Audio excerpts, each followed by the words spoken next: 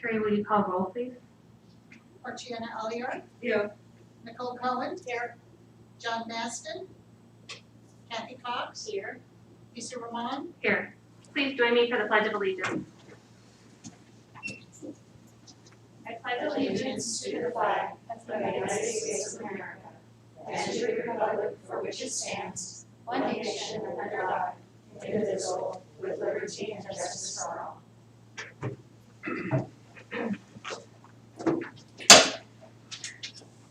Do I have a motion to review and accept the agenda for this session? So moved. Second. Nicole Cohen. Yes. Marciana Elliott, Yes. Kathy Cox. Yes. Lisa Roman. Yes.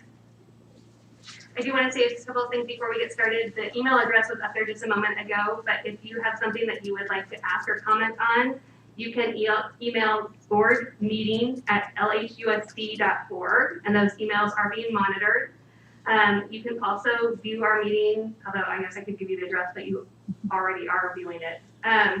If you would like a copy of the budget that we're going to be discussing today, you can. That information is available online as well. And at this time, on item, do I have a motion on 3.1, which is the approval of proposed budget for fiscal year 2020 through 21. Do I have a motion on item 3.1? I move that we approve 3.1 as presented. Second.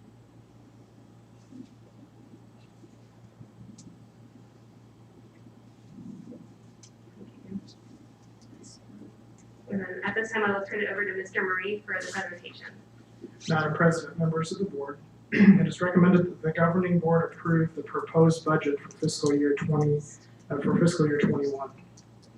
Arizona Revised Statute 15-905 requires each district to annually prepare a proposed budget no later than July 5th and furnish it to the county school superintendent and the superintendent of public instruction. After approval by the governing board, the proposed budget summaries and notice of public hearing will be published on the ADE website. The meeting to adopt the budget is scheduled for July 6, 2020. A copy of the proposed budget will be provided at the June 25th, 2020 meeting. So the proposed budget is presented here on the PowerPoint shown in the boardroom. This will also be available on the website by tomorrow. Again, per Arizona Revised Statute, that's the purpose of why we're here today, to review the proposed budget for fiscal year 21. During the presentation, I will review various forms, reports, calculations will be a big part of what you see, which will then compute into what we will then propose for budgeted expenditures for fiscal year 21, and then there'll be a slide for questions at the end. Similar to last year was the first year that the budget forms were redesigned. In the past, there were worksheets that accompanied the budget sheets. Now, instead of separate worksheets, there's an actual data tab that's embedded within the budget spreadsheet, the Excel budget spreadsheet. And you can see on the screen, you can see how very small that is because it literally you scroll down pages and pages filling in nothing but cells and tables to then calculate onto, which will then calculate and transfer over to the expenditure sheets that you see, or the budget sheets you see in front of you. So there are various reports through the state. There's some of them up here on the screen. They're not designed for you to actually make sense of on the screen. It's just an example to show you what forms I do pull to help me populate and then add data into these spreadsheets. So average daily membership is basically the focal point of what will give us or produce funds to run the school district. So everything or most things hinge on average daily membership. So you'll notice here on the PowerPoint on the screen that in the budget forms, you can see that the prior year ADM, so fiscal year 20, ADM is used, and you can see at the top right corner of the screen, the prior year ADM is used to calculate district additional assistance and other things. So average daily membership from the prior fiscal year is still used, the 100th day number from the prior fiscal year is still used to calculate certain areas within the budget. And then when we went to current year funding a couple of years ago, you can see in that green rectangle there on the screen that these are now estimates that we have to forecast what our membership will look like in the coming fiscal year. So part of our monies received from the state will depend on our average daily membership in real time versus just average daily membership from the prior fiscal year, which is much more reliable because it's known. So there are some issues with forecasting and estimating on a year that hasn't even started yet. Part of the calculations you'll see here, this is in the data tab section that I referred to earlier, which then replaced the worksheets that I used to be able to print and have before you. So the data tab still consists of much of the same calculations. There's the base support level that's determined by the state, and then that number is inserted here on the data tab. And then there in the middle of this slide, you can see that there's a box that's checked for teacher compensation. And what that is it's in the state of Arizona that if the district has an approved teacher evaluation instrument, then they can select that box, which most districts in the state have.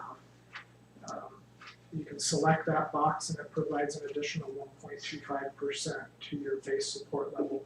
So you can see the dollar amount up there in red that actually inflates the base support level by 1.25% because our district does have an approved teacher evaluation instrument. In the section at the bottom of this slide, you can see this is our TEI calculation, or our Teacher Experience Index. These points or data points are provided from HR or personnel to the state, and then our teacher experience level is then calculated and compared to the state average. Anything below 1.0 means that we are below the state average as part of years of experience. So in this particular result here for next fiscal year, we are just under the 1.0 average of what the state would consider as be average years of experience for a teacher. And so in this case, even though it's a 0.9, that does not penalize us, so we can still add or keep the multiplier of 1.0. It just means that we will not receive additional funding because we have more experienced teachers. So this is the first time since I've been here where we actually have a number that's less than 1.0. Last year it was just a little north of 1.0, so we did capture, I believe it was like $40,000 additional because of that higher than average teacher experience index. This year, because we are lower than the state average, we'll just maintain, we won't be penalized, we'll just maintain what we are given in these calculations. We just won't receive anything additional. In handout 1, which is in front of you, this is what's called an APOR report. This is updated throughout the year from the state. But this report is actually populated, the starting report is populated during this budget process. So the information that I plug in to the data tab will then start to populate this report. And then, like I said, throughout the year, the state will automatically update it as they receive data from the district as to student enrollment, who's here, how many students we have enrolled in the district. So that top section there in the top left, you see that green rectangle. Those are the estimates for fiscal year 21 for next year. Again, because we are current year funded, we have to project what our enrollment will be for next year. And this will also impact the tax levy that will impact this area of the district. So we are forecasting just kind of a flat enrollment. There are a lot of unknowns at this time. We're seeing areas or indicators where there are people who are excited to get their kids back in school. So we are seeing some areas within the district that is showing a little bit of growth or more interest.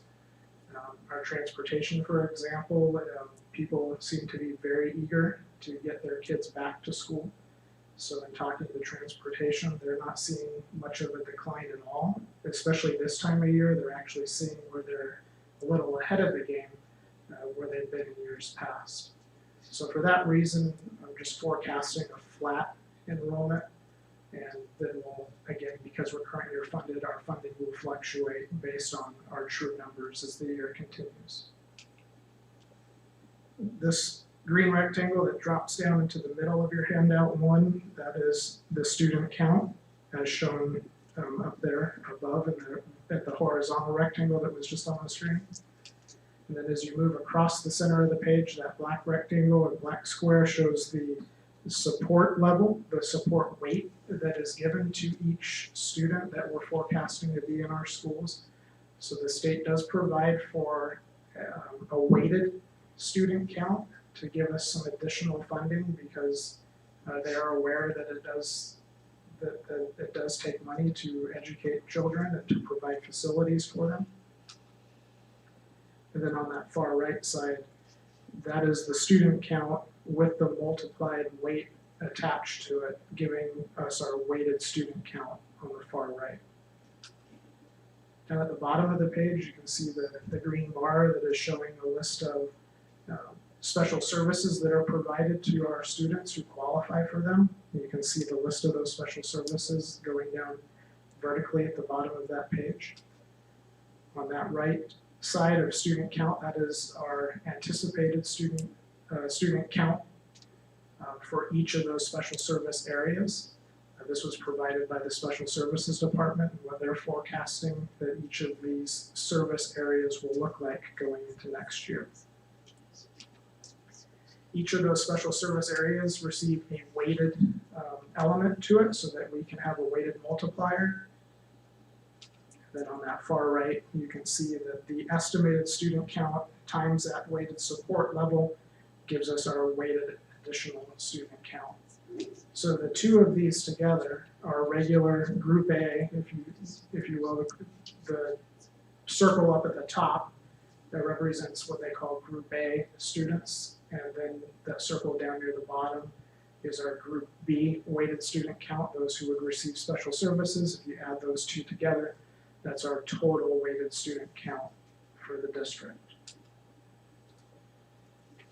So you can see there, continuing on, that these calculations, once we have our student count, our weighted student count, and then our weighted add-ons, or our Group B students who are receiving special services, then that provides us with that total weighted count as I mentioned. And then you multiply that times the base amount that we're receiving from the state, and then that begins to generate our budget numbers really quickly to show what our budget amount will be for next year. Now, at this point, we're not completely there yet. There's a couple of more add-ons, but at this point, you can see how quickly and how importantly our students do matter, having students in our schools, enrolled in our schools, and attending our schools. You can see there that that TEI number is just that flat 1.0 because we do not have an average teacher experience level that's above the state average, so we are just maintaining a flat 1.0 multiplier. So you can see there we do not pick up any additional funds because our average teacher experience does not exceed the state. Again, calculations continuing. We're able to recover our audit expenses, or most of our audit expenses, from the prior fiscal year, so that's budgeted here. And then you can see that we do receive money for transportation, the transportation revenue control limit listed there. So adding the $30 million figure with the $900,000 for transportation, you can see that that now becomes our general budget limit for the district. In handout two of that APOR report that I was referring to earlier that begins to get populated as this budget process begins. These figures are showing you what our district additional assistance dollars will look like and how they're calculated and they come to be. So in that first box there, you can see that that's our preschool number. So our numbers enrolled in preschool. And then we have our K-8 numbers and our 9 through 12 student enrollment numbers. Each of those are multiplied by, at least our preschool through 8 are multiplied by $450.76 per student. High school is multiplied at $492.94 per student. And then that gives us $2,403,028.49. Now we also do pick up a little bit of extra money here where it comes to textbooks. So we are allowed to multiply our 9 through 12 students times $69.68 for a textbook allowance, which provides us with another $122,000 for a total of $2,525,238.78. Now, we still are in a reduction period of DAA. A few years back, the state was reducing district additional assistance by approximately 85%. So that $2.5 million figure years ago gave us not a whole lot of money to work with when we're talking about addressing our capital needs within the district. So you can see that this year, though, in fiscal year 21, the reduction from the 2.5 million is about 384,000. Again, a few years ago, that number was more like 2.1 million. So thankfully, it's the reductions are easing, and we're given more money now, given that district additional assistance in the form of those reductions being lifted. Not completely yet, but it's getting close. So with the $384,000 reduced from the 2.5 million, this next fiscal year we're expected to receive about 2.1 million in district additional assistance. Down at the lower right corner of the slide, you can see historically what our DAA has been. And again, I go back to just 2018, fiscal year 2018, you can see there that we were just over 300,000 that we would receive. Fast forwarding to next fiscal year 21, we're now at about 2.1 million. Now again, these funds are to help the district with their capital needs. Anything that needs to be purchased by way of capital, referring to equipment, not maintaining, not the maintenance part of it, but actually the purchasing of equipment, from vehicles to air conditioning units, chillers, furniture, all of those things. Desks are obviously part of furniture. So that 2.1 million definitely is very much appreciated, because you cannot buy many things, especially when you're talking about hundreds and hundreds of air conditioning units on top of all of our facilities, and be able to do that effectively with $300,000. Just doesn't work. The calculations that you see in front of you for the override is there. The state actually didn't update the fiscal years on that middle column, but the calculations are still the same. So in fiscal year 21, you can see that we have that increased base support level, especially with our 1.25% teacher compensation that's added to that. So as the base support does raise and increases, then our override dollars will then follow, because our override monies, that 15% of our maintenance and operations that we're allowed to receive because of the voter approved override, that does increase because our base support from the state is increasing. So you can see the calculations going down. We're about 4.6 million based on what next year's override is expected to generate to us in the form of revenue. When we started with the override just a few years ago, we were at about 3.8 million. So you can see that that's increased in just a very short amount of time. Additional calculations, this is actually page 7 of the budget sheet. So I took page 7, it's kind of a long vertical sheet. So if you take your packet and turn it sideways, you can actually see all of the calculations. So I kind of cut and then compressed these figures so that now they would fit on a PowerPoint. And you can see at the top that that's our dollar amount that we're expecting from the state based on the calculations that were put in and the data that was put in on the data tab. And that's as a result of our projected ADM. So you can see at the top there, we would receive approximately 30.9 million, so almost $31 million for our revenue control limit. If we look at columns A and B, I'm proposing that we take that 30.99 million and taking $1 million of that and pushing it over to capital, leaving us with 29.9, basically $30 million in M&O. The next item on the agenda will basically explain why that is, because of a lot of unknowns that happen.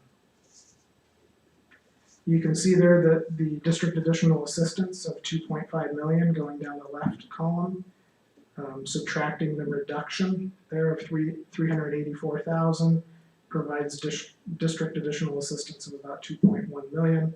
That is over in the capital outlay column as well. You can see the override dollar amount there of 4.6 million. Carry forward, that's about 5.9 million. Going down to the down to the bottom portion of the page in the left column there under maintenance and operations, our Prop 123 money, which did increase this year because they bumped up the contribution from 50 million to like 75 million if I remember right. And that generates about $350,000 to the district. And again, these are all calculated on student enrollment numbers. So in May, when I come back to revise the budget, these numbers will fluctuate some just based on enrollment numbers. So you can see that an overall general budget limit in maintenance and operations is about $40.9 million. And that includes everything that you see there, including carry forward, which carry forward is really like savings. So again, it's not 40.9 million is not a year after year after year number that we can spend to. Once carry forward gets spent, then that money's gone, it's savings.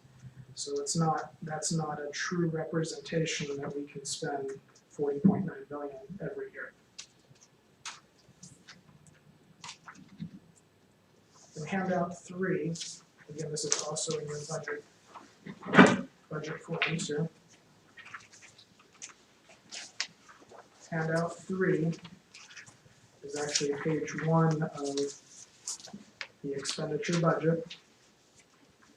And page 1 of handout 3 is showing all of your maintenance, all of the maintenance and operation proposed expenditures broken out by object code and function. That column on the left, the 6,100, that's anticipated or estimated salary costs in all areas, including base salaries, any stipends that come before the board, and any stipends that are paid out in the district. Those are all expenditures that are in that 6,100 category, broken out by function and program. So it's broken out in the top section by regular education, and then in the middle, which is programs 200 and 300, we're talking about special education or special services and CTE classes are broken out in that 300 program code. And then you see transportation and special reading programs down towards the bottom of the page. And 6200, that's all of our employee benefits from medical insurance to short-term disability to liability insurances. All the payroll taxes that are involved come out of the 6200 column, the object code. 63, 64, 6500 are all the purchase services, so anything that requires purchase services.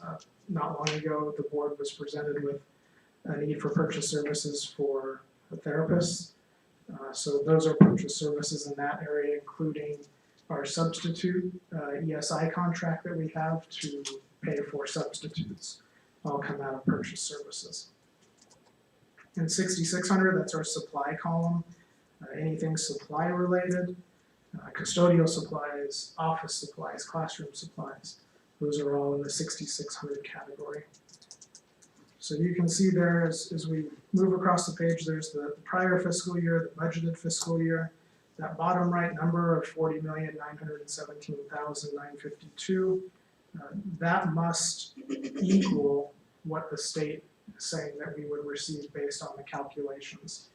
If the numbers that are plugged into this spreadsheet here do not match that number, the number that we just saw on page 7, there would be a message down at the bottom where right now it says the district has budgeted an amount in M&O equal to the general budget limit. If we did not do that, it would tell us exactly that we have not done that. And if we don't catch that, and we allow that to continue, then that we run the risk of either A, not capturing that budget capacity, or B, having to do a revision later on down the road to try to capture that budget capacity. I don't believe the state's going to be, especially if we under budget, I don't think they're going to chase us down to make sure that we do that.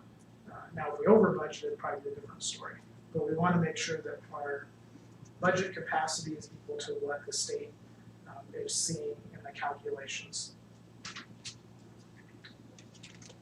In handout 4, that's on page 3 of 8 in your expenditure budget that's in front of you. This page is all about classroom site funds. So the 301 monies are broken out in the 3 sections horizontally. So the top row, the top area is Fund 11. The middle section is Fund 12. The bottom section is Fund 13. Again, very similar on the far right side of this page. It does say that the district has budgeted to the amount.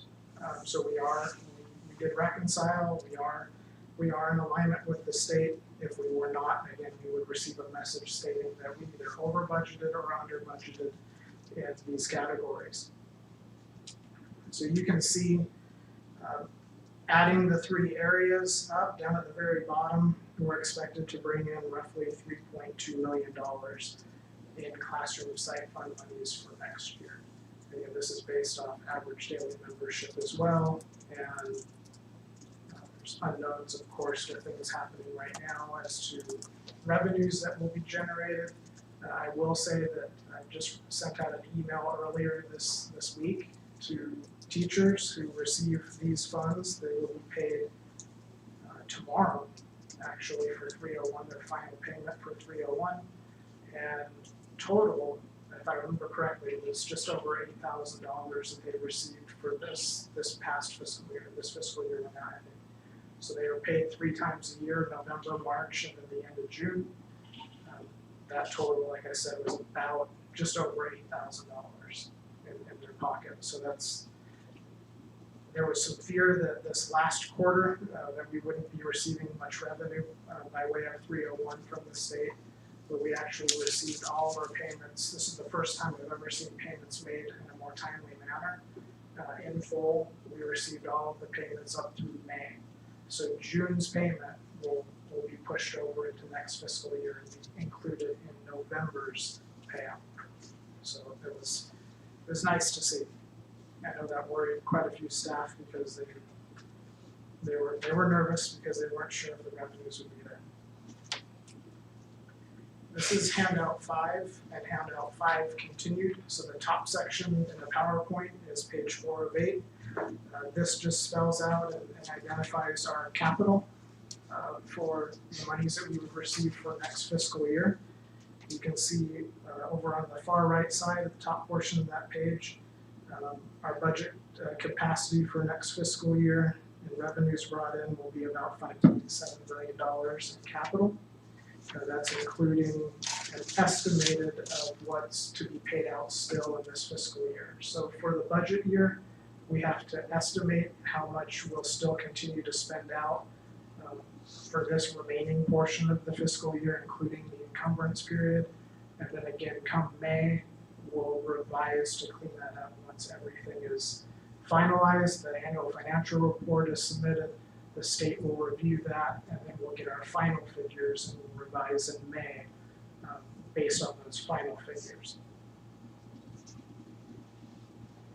So down at the bottom of that PowerPoint slide would be handout 5 continued. All this is showing is the 4 areas of capital, bond, new school facilities, which we're not addressing that anytime soon, and then adjacent ways. So it's showing the amount, the total fund expenditures that we are anticipating on spending. Doesn't mean that we will actually do that, but it's kind of what we're looking at spending or capable of spending in this next fiscal year. So you can see our capital outlay, again, bond, roughly $13 million in bond expenditures for next fiscal year. Adjacent ways, we have the budget capacity of about $600,000. There are still no plans to use that money yet. We really would like to continue to utilize effectively the bond monies that we have, because both bond and adjacent ways are taxpayer driven. So at this point, the plan is to leave the adjacent ways monies alone until all bond proceeds have been used, and then if there are needs at that point, then we would be able to still have adjacent ways monies to be able to utilize per a well-established plan in utilizing that money and using it. So no truth in taxation yet again. We've yet to do that since I've been here, so I don't look forward to the day where I have to do that. but we're budgeting effectively to try to prolong that day as long as possible. You can see handout 6. Again, the reason why I just have it in front of you is because there's just no way you can see that on the PowerPoint. The numbers get so small. But all this is showing you is just a prior year to budget, current budget fiscal year comparison of what we are able to spend or what we're anticipating on spending for the budget year. A lot of these categories we don't even come close, but we want to be able to have those numbers there should we need to utilize those funds. You can see debt service on the far right side of about 1.785. That is what our debt service payment will be for next fiscal year.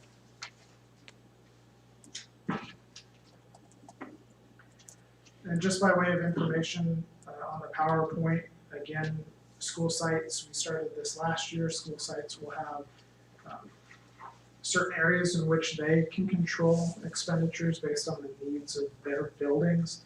We're going to continue that. I did not change the numbers from last year to this next school year, just because of, in some areas, principals are still getting used to the idea that they actually have money to spend. So some of them did not utilize that as effectively as they could. Others did quite well. And I think the word is spreading that usually at the end of the year, and this happened at one particular school where they're really struggling to, to put up a marquee, and really struggling with finding the remaining funds to do so. And just a simple, have you looked at your budget on such and such for capital?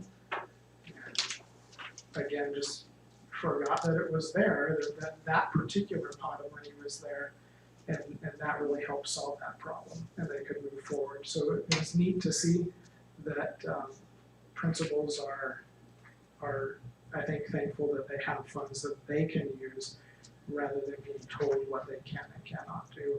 They're receiving a little bit of flexibility and addressing their individual buildings. Still keeping aware of the fact that we're a district and that, you know, they can't just go out and adopt a curriculum on their own, but just to make sure that if they need a desk or they need desks, that they can act upon that. And we do have a standard that these are the desks that we recommend so that we don't have 15 different types of desks throughout the district. So it's nice for them to be able to have those conversations at the site level based on the needs that they have. And this, I think second to last slide, this is just the required posting of showing average teacher salaries. Every district in the state of Arizona is required to do so. This is the basically the format of what the state has provided, and this is what will get posted on the website, and the state will also have this as well.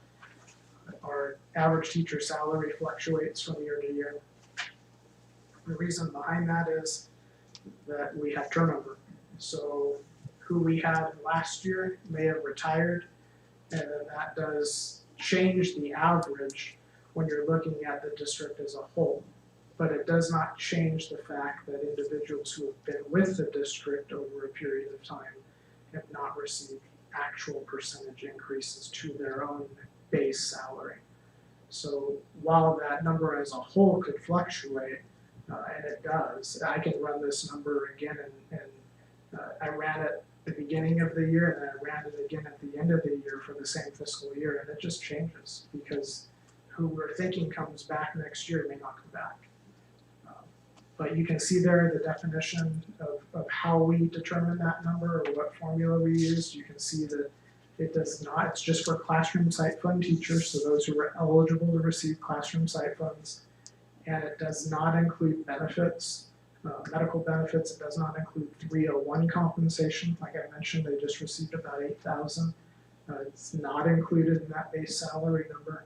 And I think that's pretty common throughout the state, but that definition there is available for all to see, just so people don't wonder if 301 is actually calculated or involved in that calculation. It's very clear as to what is there and what's not there.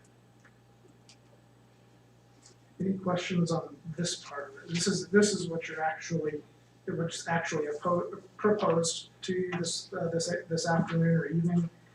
But then right after that, there's an update on some of our grant funds. So that will not be an action item, but this is what's before you in the proposed action. I have one. So the $1 million that's being moved to unrestricted capital outlay, that's accounted for on handout 5. So accounted for on what? On handout 5, where it's broken down through the library books, textbook. Yes. That's correct. the numbers are there. Okay. So Mrs. Allior had a question before the meeting. Did you want to bring that up now? I think he's going to bring that up after. Well, he said that's for grants. What you're referring to is not about grants. I was just referring to, the state said that they would now offer these incentives because of the way this year is expected to be. And so now they will offer 100% instead of 95% on AOM as for ADM Yes. and other such things. There are a few things they mentioned. Well, really that is the main thing. And then there are certain conditions we have to meet to get them all the proposed plan and how they're going to test the children, the plan, the teachers. And she was wondering if this was going to have to be revised. At the moment, this should not have to be revised because this is the proposed budget based on business as usual. Okay. Now, what is being proposed at the state level is that there are some fail-safes in place that whatever our proposed and eventual adopted budget will be, that we won't suffer too much if we see a reduction in ADM. I believe the current proposal, correct me if I'm wrong, I think it's 2%.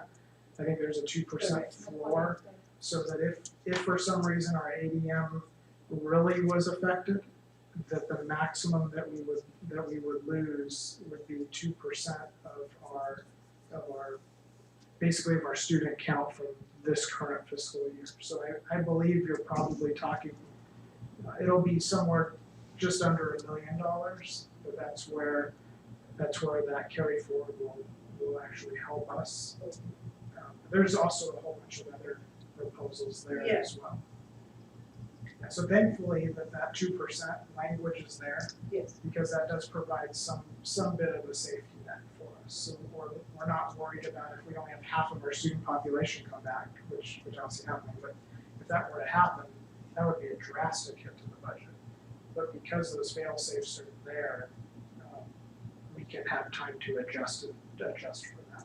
Okay, thank you. And we're allowed to count students as attendees, regardless of whether they are attending online or in person. Is that correct? Did I understand that part of it? That's what I understood it to be, as long as they are with the district though, and the district is an online platform. If they decide to go with another company or another group and do their online software or their online enrollment, then we would lose that ADM. So they need to come in and, they need to get registered. Yes, they would have to be enrolled, and there are some requirements though about tracking the attendance of those students, even though they are either in an online or a blended program. So there are some general things that the district would need to ensure that we do to prove that we are actually serving those students through those programs. I remember reading a question about in a hybrid model or online, we only receive funding for those students if we also provide at least the opportunity for them to come on site. And the way I understood that was you have to at least give them the option of coming on site to complete their online studies. Am I mistaken about that, or does it just mean you have to provide on-site instruction for any student who wants to come and attend school in person, that has to be a part of an option? We wouldn't have the option of going completely online. I don't know if my question makes sense. So as far as, and we haven't sat and analyzed that document, just so you know, that came out yesterday afternoon. In our meeting today, what they were talking about was that there must always be a seat available for those students to return to school. So I'm sorry, can you say that one more time? there must always be a seat available for those students to return to school. So, unless you are actually an online school. Okay. But with the exemption is basically telling Arizona districts that you don't have to become an online school and get that application if you want to serve students online. However, you would need to have a seat available should they want to return. Okay.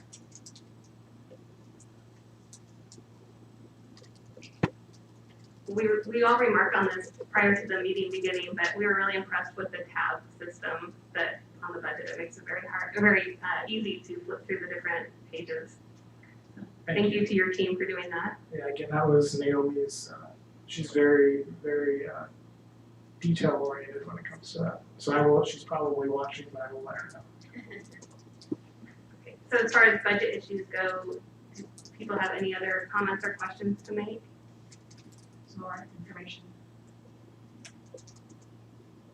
Have any emails come in?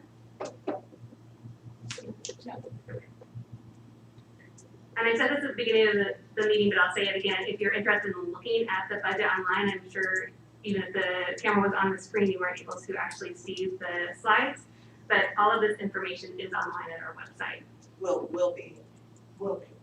It's not yet. Oh, I'm sorry. I thought this was included as part of the agenda. No? Okay. I'm sorry. My mistake. No, it will be online.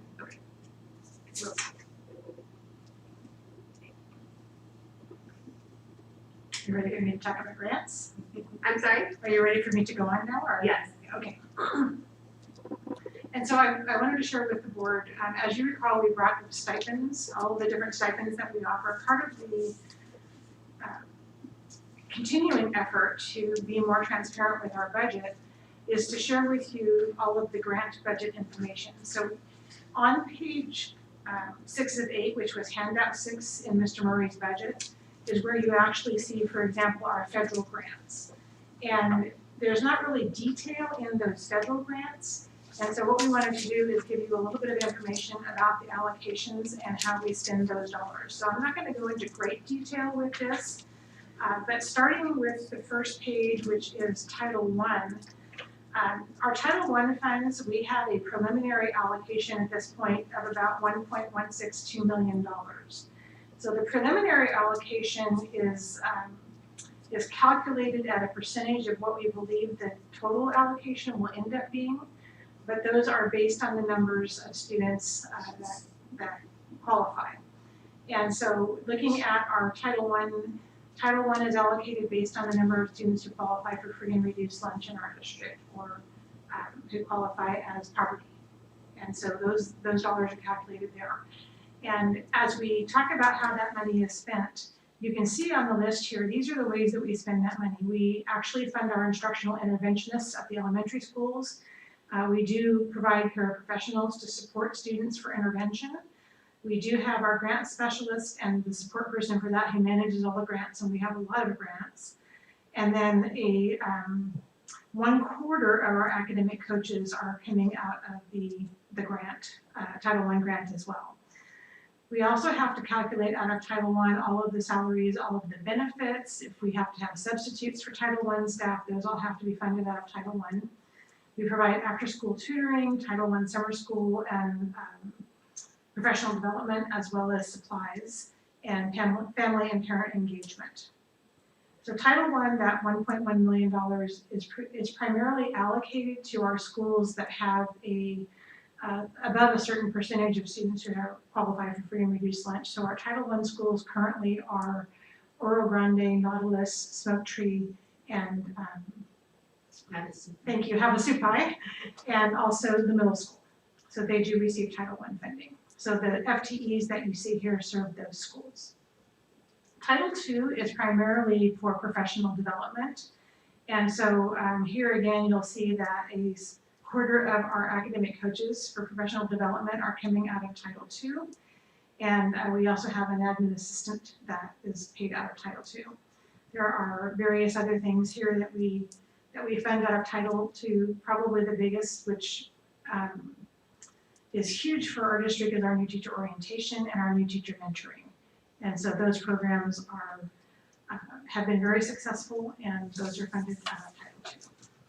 All of these grants dollars have gone down over the last few years, and so those programs have shrunk somewhat as well. In the title grants, Title III, and this is the money that's allocated for our students who are English language learners. And we do have a person who works in our district who's paid out of these funds. She coordinates quite a bit of the ELL work in our district, and you can see that list here.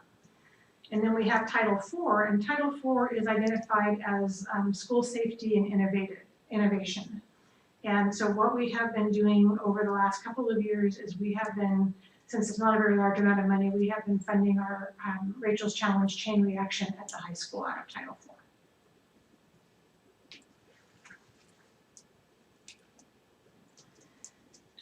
Some additional grants that we have, all of you are aware we received our school safety grant this year for our elementary counselors. And so I do want to point out that the $200,000 listed here is for the counselors. This is a reimbursement grant, so we have to expend those dollars before we will collect that funding. So this is an estimate of those salaries. What line is that on there? On page 6, that one is going to be in the state. But I don't believe it shows as an income at this point because we haven't gotten reimbursement for it. Okay, all right. The Arizona New Teacher Project, we're in the 4th year, is that correct, Mr. Gardner? Yes, I believe so. Yeah, 4th year of that grant, and so that grant is at $75,000. We pay for a half of an academic coach and a quarter of an academic coach out of this funding. And we also, which was written into the grant, is provide some opportunities for pre-candidates for national board certification.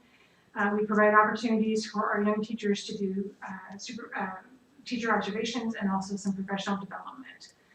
The new teacher grant is essentially written for the coaching of year 1 teachers. And so those first year teachers coming into the district, that they get very specific coaching, and then opportunities for them to grow as they move through.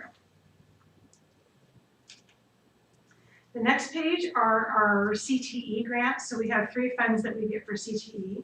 We have the Perkins grant, which is a federal grant.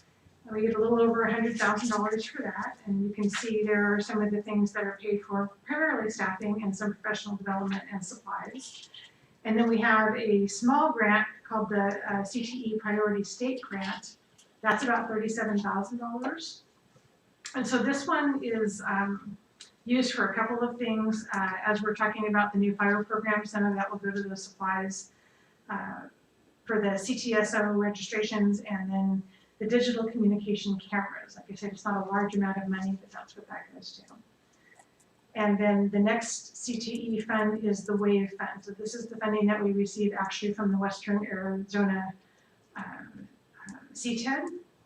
This is a zero-based budget amount depending on the allocation. We currently are budgeted for just under $674,000. And these do provide teacher salaries and benefits. For our CTE programs, we have a certain number that we must provide out of the maintenance and operation budget, and the number that are provided through the additional CTE can't exceed that. So we have to have a district maintenance of effort for this as well. And again, our CTSO stipends and that travel comes up with this budget, as well as when we upgrade the hardware and other equipment for those programs, because we have to keep them up to industry standard. This fund is used for that as well. The other thing that our high school does, and the 8th grade supplies and promotional, is we actually bring every single 8th grader over to the high school and allow them an opportunity to visit the school, see the CTE programs, participate. And this has been, just the last couple of years we've been doing this, gotten a lot of positive feedback from the success of that. The next slide is our IDEA, which is our special education funding. I know that probably Mrs. Cohen and Mrs. Cox remember that we had major reductions in our special education funding a couple of years ago, and that continues to decrease. Basically, the special education teachers are funded out of the general fund, the maintenance and operation. And so on handout 3, which was the page 1 of 8 in the budget that Mr. Murray showed you, in the 200s and 300s, you see the regular maintenance and operation funding that funds our special education teachers. That number has gone up. I think we're just under 98 staff that are funded for special ed this year coming up. And so then once we've done the regular district obligation to those students for an education, so we provide every student in our district a teacher, we provide classrooms, we provide all of those things. Then for those extra funds that we receive, they are extra allocations for them. And so what you'll see here is we do have a special ed teacher on assignment, we have a preschool coordinator, there's some clerical and health support that's funded out of here, some additional paraprofessionals and personal care assistants to help service those students, and a speech assistant as well. And then you'll notice on the right-hand column on this slide, we have to hire interpreters for certain IEP meetings, and then there are some instructional materials, PD, contracted services, etc. So this $800,000 provides the supplemental to the regular education for our special education students. And Mr. Murray shared with you that we get a factor that we multiply those students by to get some additional ADM. That in no way covers the services that are provided to special education students. The other federal funds that we receive are in the preschool. So we do receive just a little over $18,000 for our preschool. And again, you can see here, there's an administrative assistant that's funded out of that, but mostly it's materials and supplies. And then first things first, our scholarships there, it's a little over, just almost $122,000. And this funds our 18 spots at the Little Knights and 22 spots at the Smoke Tree Preschool for students, and also pays for a preschool teacher and parapro to serve those students. Some additional things there. And then finally, we use a lot of acronyms, our MIPS and our MAC fund, and so this is Medicaid that we get a little bit of money here for. The larger account, $345,000, we actually have somebody who processes everything so that we can receive that funding. A little bit of that goes to preschool, and then we use it to supply personal care assistance for some of our students who have more severe handicaps.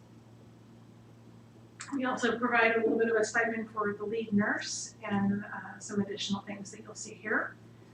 And then our MAC fund, this area is where we actually fund our disciplinary hearing officer out of.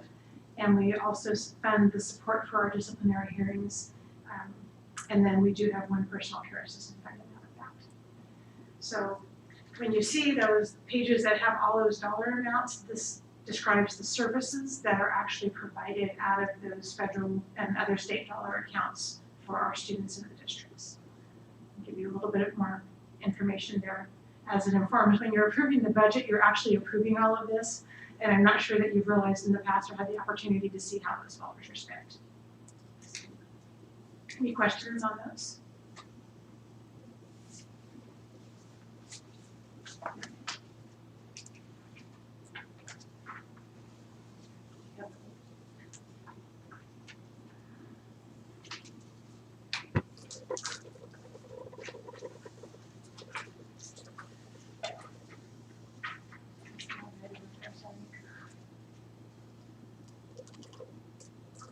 We still need to vote on this section, right? So if there's no other discussion, I'll call for a vote on item 3.1. Jana Elliott, Yes. Nicole Cohen, Yes. Kathy Cox, Yes. Lisa Roman, Yes. Item 3.2 is the call for public hearing on July 6, 2020, and this is presented by Mr. Murray. Madam President, members of the board, it is recommended that the governing board call for a public hearing on July 6, 2020. The governing board is asked to approve a call for the public hearing to be held on July 6, 2020 at 6 p.m. to present for adoption the fiscal year 21 proposed budget for consideration of the residents of the district. Do I have a motion on item 3.2? So moved. Second. Any discussion?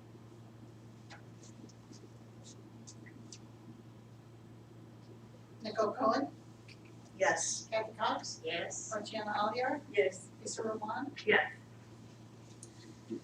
Item 3.3 is the approval of job order contract for flooring removal and concrete resurfacing and finishing ceiling at Thunderbolt Middle School, and this is presented by Mr. Murray. Madam President, members of the board, it is recommended the governing board approve a job order contract procurement for Concord Contracting for the removal of flooring and finishing and sealing of the concrete surface beneath the cafeteria floor at a price not to exceed $130,000. Termite activity was discovered in various locations throughout the cafeteria at Thunderbolt Middle School. Several sections of wood flooring are damaged. A pest control company inspected the area and provided recommendations on how to treat the infestation.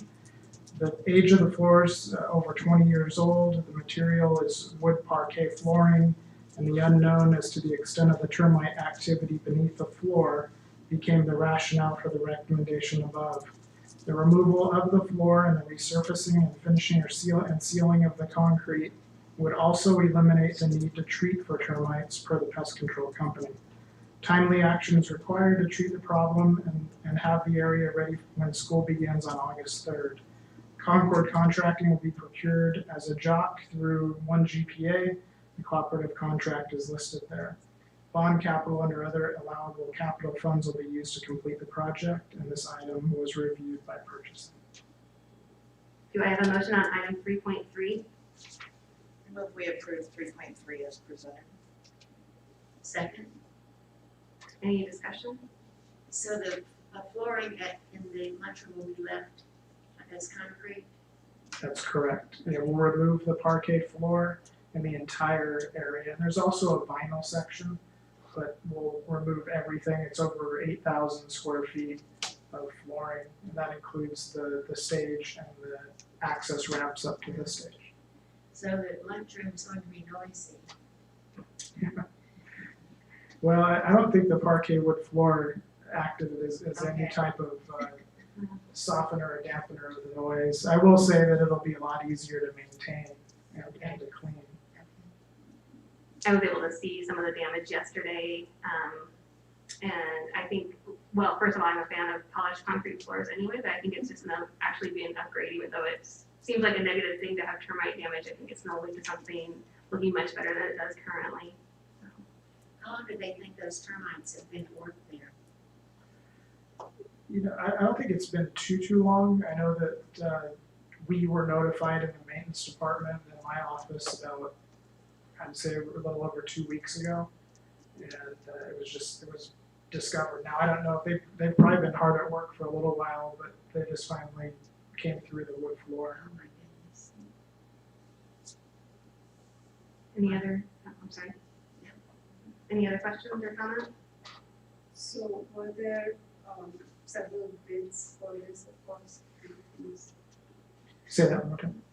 How many bids did we get and Well, what happened in this type of a procurement, because of the time frame, the bidding process through a job order contract, through the cooperative like one GPA, they've already been through a formal procurement process and have established rates, and they themselves will also do the same. The company that they will use, because we've already tried to talk about timeline and how we would address this in a short amount of time, is also part of a cooperative, which has also been through a procurement process so that they're available throughout the entire state. So we didn't go out for a formal bid or quote just because of the time frame, but state procurement allows us to go and utilize these forms of procurement so that when we are under a timeline, we can already call upon somebody who's been through that process before, and through the state they've been deemed as or identified as meeting the procurement requirements. Anything else? Kathy Cox, Yes. Nicole Cohen, Yes. Artiana Alliar, yes, Lisa Roman, Yes. And no emails have come in? Okay. Then at this time, I will entertain a motion to adjourn. Right, there's no email. I'll make a motion, we adjourn. Okay. second, Artiana Alliar, yes. Nicole Cohen, Yes. Kathy Cox, Yes. Lisa Roman, Meeting adjourned.